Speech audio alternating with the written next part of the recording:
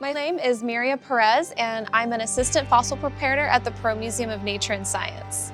I get to be a puzzler, I get to be a detective, I get to work with anatomy and geology. It's kind of a hodgepodge of different fields, and I love moving on my feet. Sometimes we get to go out in the field, which is super exciting. We get to puzzle things back together, uncover fossils that have been, hidden from the world for 70 million years.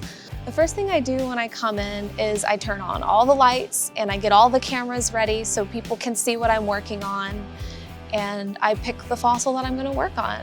And sometimes in the lab we get a new jacket and we have to saw it open, so we get to use power tools, and that's always fun.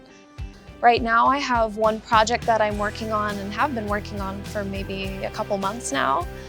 This encasing, which has a fossil inside of it, is from a Pachyrhinosaurus, and I'm separating those layers so we can puzzle it back together. I am uncovering fossils of all kinds, and for right now, Alaskan fossils for research so we can better understand our Earth's history, which is important for our Earth's future. For me, it was always paleontology. I've always been the dinosaur kid growing up. My journey started very young, and I started really picking up paleontology when I became a volunteer at the age of 12 at the Houston Museum. When I started Fossil Prep, I gave tours in the museum, I went on digs with them, and from there I chose Southern Methodist University with Dr. Lewis Jacobs, who's a paleontologist there, because I knew I wanted to work in the fossil lab as an undergrad, and he would let me do it.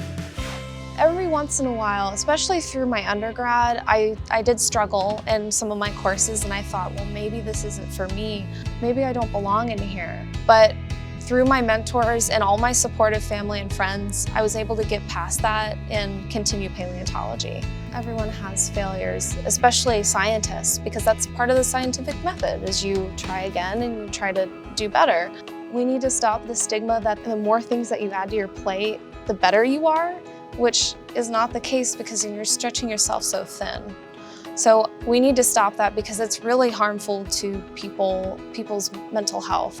STEM can be for anybody. If you're passionate about something or interested, find a mentor and see if you like the subject.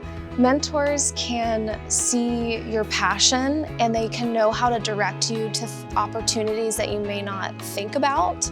And it is an amazing relationship that you can have with somebody for a lifetime. If she sees me preparing fossils, then she can be a paleontologist.